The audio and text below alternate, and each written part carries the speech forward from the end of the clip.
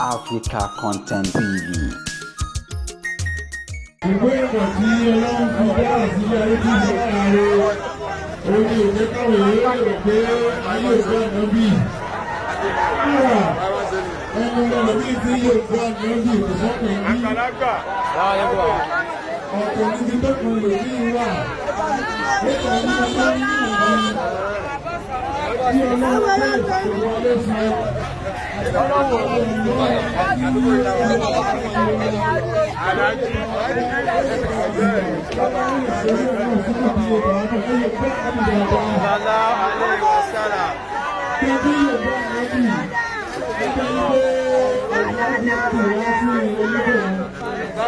Wọ́n ṣe wá bí ẹ̀fọ́ kan bá lẹ́yìn òun bá lómi lẹ́ẹ̀kan sí.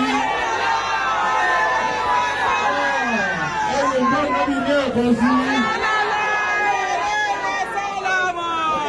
Alájà tó wá sí Àlàbí Pasuma. Wọ́n kí gbogbo àwọn àṣà ẹni yóò kù lè ti pèsè wò. Ẹdún pẹ̀lẹ́ ẹ̀fọ́ sí. Ẹ máa sọ̀rọ̀ sí ìgbèrú náà. Ẹ̀rọ àgbàlá ajáde sí ìgbèrú náà pèsè wò bẹ̀rẹ̀. Ẹ̀yin tẹ̀ ìṣiṣẹ́ Ọlọ́run ẹ máa pèsè wò. Ó di mẹ́ta ẹdúgbò kan sí. Ó di mẹ́rin ẹdúgbò kan sí. Ó di márùn-ún ẹdúgbò kan sí. Ẹgbẹ́ kan sí. Ẹdúgbò kan sí. Ẹdúgbò kan sí. Àti ṣé òun ni màdùrà pèsè òun ni pèsè òun ni. Ẹ máa pèsè òun dáadáa. Pèsè wà ní ìlú ẹ pèsè wù dáadáa. Ṣé Àlàbí ó bá lò Ọlọ́run má jẹ́ kọ̀ọ̀bàlójẹ́ má jẹ́ ṣàárẹ̀ má jẹ́ ṣàìsàn má jẹ́ ṣàmọ́dí bismillahir rahmanir rahim wàjú àwọlẹ́yìn ìsàsájà máa wà dáadáa rabbuka wa ma qala wàlá al-akhiratu khayrun laka mina al-ula wàlá sawfa yu'tika rabbuka fatarda alam yajidka yatiman fa'awa ووجدك ضالا فهدى ووجدك عائلا فأغنى وأما اليتيم فلا تقهر وأما السائل فلا تنهر وأما بنعمة ربك فحدث بسم الله الرحمن الرحيم ألم نشرح لك صدرك ووضعنا عنك وزرك الذي أنقض ظهرك ورفعنا لك ذكرك فإن مع العسر يسرا إن مع العسر يسرا فإذا فرغت فانصب وإلى ربك فارغب بسم الله الرحمن الرحيم إنا أعطيناك الكوثر فصل لربك وانحر إن شانئك هو الأبتر. Gbogbo eré tó tàbá wá sá nítorí tí ọlọ́mọdé tó ń pa yín. Ọlọ́lá haúlà wàlá quwwata illa billah. Ẹ jókòó.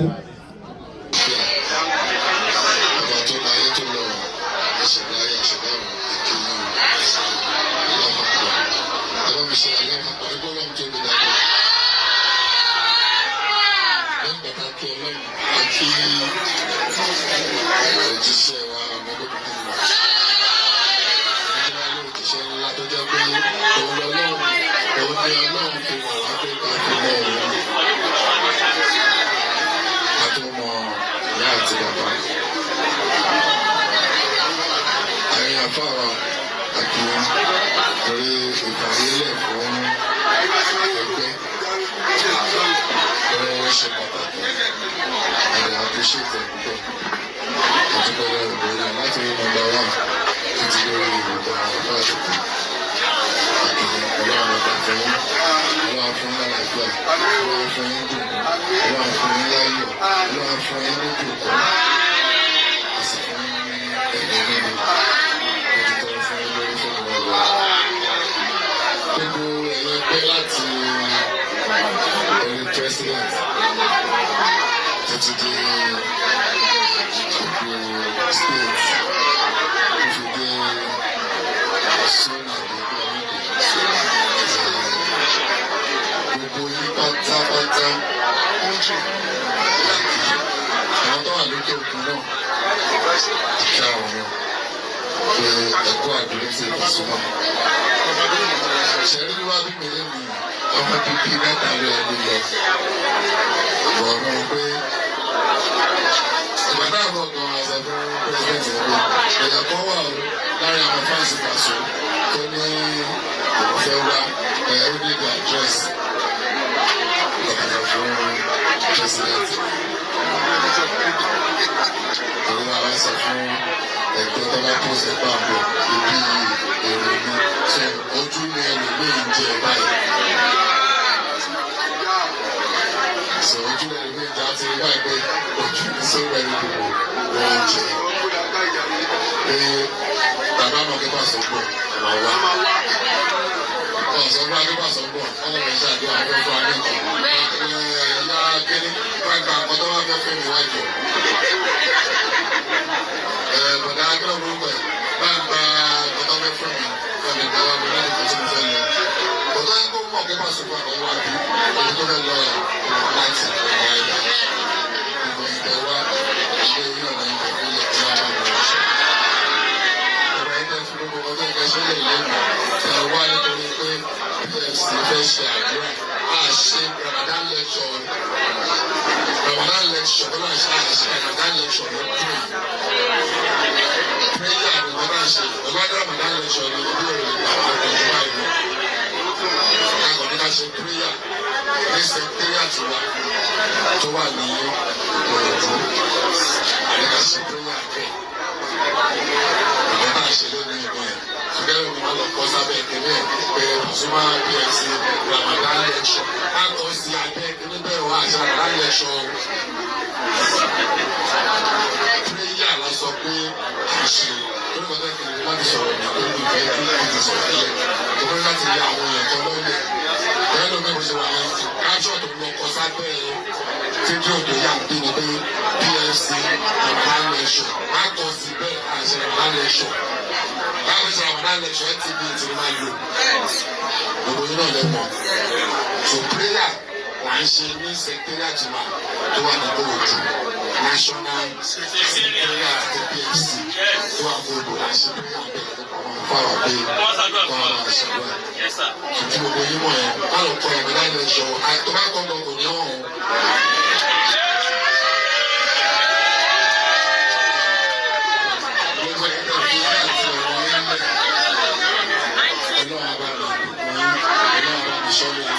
Ìfìlẹ́sẹ̀ náà lọ́wọ́ balẹ̀ yìí, àìpẹ́ ìfìlẹ́sẹ̀ lọ́wọ́ balẹ̀ yìí, èmi nígbà tó Nàìjíríà ṣe máa padà dá. Òṣùpọ̀ bàbá náà yọ̀rọ̀ máa dá kó má wà wá tì. Nígbà tí Nàìjíríà bá máa bẹ̀rẹ̀ sí ní dùn pátá gẹ́gẹ́ bá a ṣe tọrọ bá a ṣe fẹ́ pẹ̀lú gbogbo àdúrà tí wọ́n máa gbà nínú àwẹ̀ yìí, àti tó ti ń gbàgbọ́ àti tó ṣe máa gbà, ẹ̀mọ́ pé Nàìjíríà ṣe máa padà dá. Ìgbà tí Nàìjíríà bá máa padà dá, wọn ní wà wá ti tọmọtọmọ. Àìsàn máa jẹ gbádùn Nàìjíríà yìí. Torí títa ríro làákọ́là tó bá jiná tán ṣàkó. Tá a bá ṣe títì nìkan lọ́wọ́ sí tráfíkì rẹ̀. Àfẹ́ tẹlifílẹ̀ wà bẹ́ẹ̀ 3-4 hours. Bọ̀dá bá ṣe títì bẹ̀rẹ̀ tán. Ẹ̀yà máa ń lọ gbogbo ní. So gbogbo bọ́dá àfojú nìyí ó ṣì máa padà dé. Má ti wọ́n gbà ìlú àti ìṣàlẹ̀ ìdààmú òní jẹ́ tiwọn. Gbogbo bí ẹ̀sùn máa ń lọ́wọ́ ẹ̀kọ́ kan àní fi ẹgbẹ́ yìí àní fi pàtó pé kí ló lè ṣe bẹ́ẹ̀. Rere tó gbúdọ̀ kàn án lò, rere tó gbúdọ̀ jẹ́ bẹ́ẹ̀ lò. Èmi náà máa ṣe pílẹ̀ fún gbogbo yín, gbogbo yín máa ń pílẹ̀ tó gba tó ṣe pílẹ̀ tó gba tó ṣe pé ìgbà tó ń lọ fún Pasuma ọlọ́run bá rẹ̀ tó kọ̀ lọ́wọ́ sí. Ní báyìí, àní àgbàrá lọ́gbọ̀n ló ń lásìkò ìṣirò. Secretariat ní ọtí ìdílé ẹ̀yẹ. Ṣọ̀bọ̀n ló ti lè fún láti gòkè.